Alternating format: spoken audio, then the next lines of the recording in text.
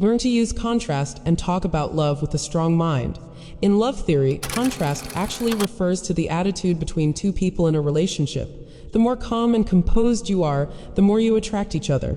The more emotionally stable you are, the more the other person feels off balance. The colder their response, the more you turn to yourself. The more you love yourself, the more they begin to love you. In the end, human nature is drawn to strength. The reason why some girls can't leave you is because you carry the qualities of a strong person. Favorability, attitude, and presence, these are shaped by experience, repeated trials, and the reality check of life.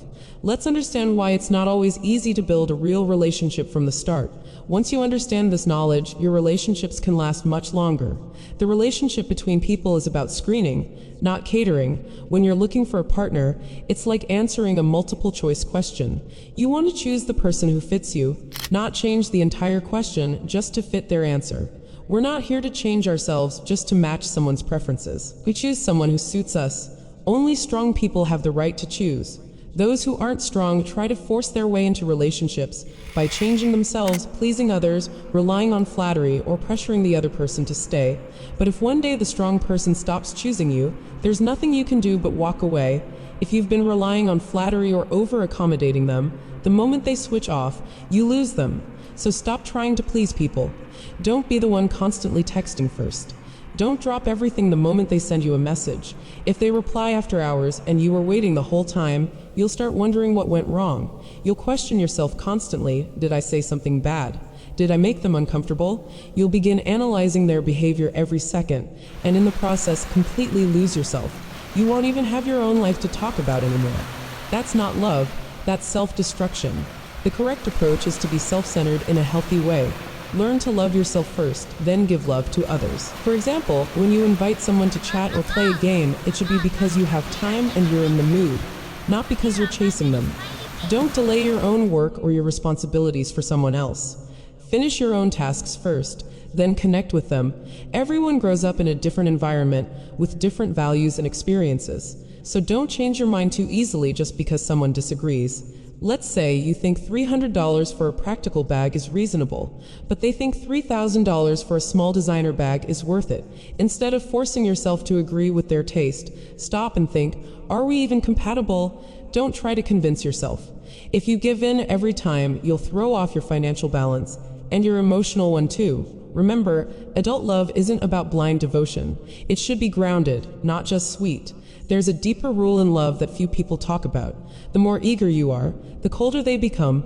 The more mysterious you are, the more they lean in. The more independent you are, the more they need you. The slower you go, the faster they'll chase. The mind is funny that way. She won't remember the guy who replied instantly every day. She'll remember the one who crossed mountains to see her once with purpose. Being too nice, too available, too focused on her every moment, that doesn't create attraction. It creates pressure. Too much attention becomes noise. Kindness feels like control. The goal isn't to act cold, but to maintain space. Give her a great experience when you're together, then disappear for a while. Let her wonder. Let her miss you. If you're always worried about saying too much or too little, you'll become anxious, and that energy will show. Instead, read the signs. Learn how to gauge the situation. Understand how she speaks and what she really means. This is how you stay one step ahead without being manipulative. It's called emotional intelligence. Strong people don't ask for help to be loved. The reason people are attracted to you is because you carry energy, confidence, direction, things that can't be faked. One of the biggest misunderstandings between men and women is the idea that women are naturally drawn to nice guys. But what they're actually drawn to is strength, emotional stability, confidence, value. They want someone who can protect their peace, not disrupt it. They want to feel safe in your presence. They're not approaching you just to love you. They want to see if you're doing well, mentally, emotionally, financially. They want to feel that being around you adds value to their lives. But when you look tired, stressed, anxious, or broken, there's nothing to offer them, and the connection fades. So stop trying to impress people when your own life is out of order.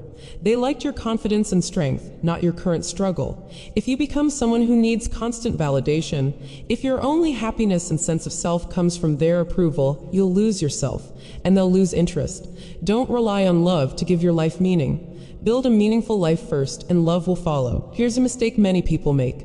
They think if I treat them really well, they'll love me back. It sounds good, but it's wrong. If you constantly give and expect love in return, you're putting pressure on the other person. You're creating a burden they didn't ask for.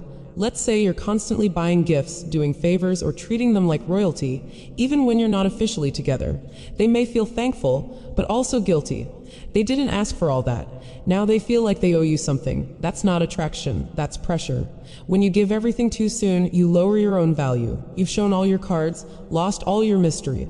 The moment they feel like they've figured you out, the thrill disappears. And once your value feels used up, it's game over.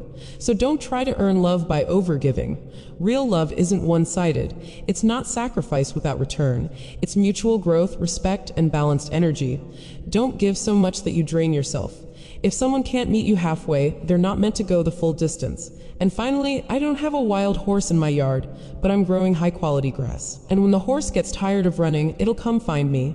That's how real love works. Be someone so grounded, so strong, so valuable, that others feel lucky to be part of your life. I'm Dr. Kings. Follow me for more high-quality love ideas.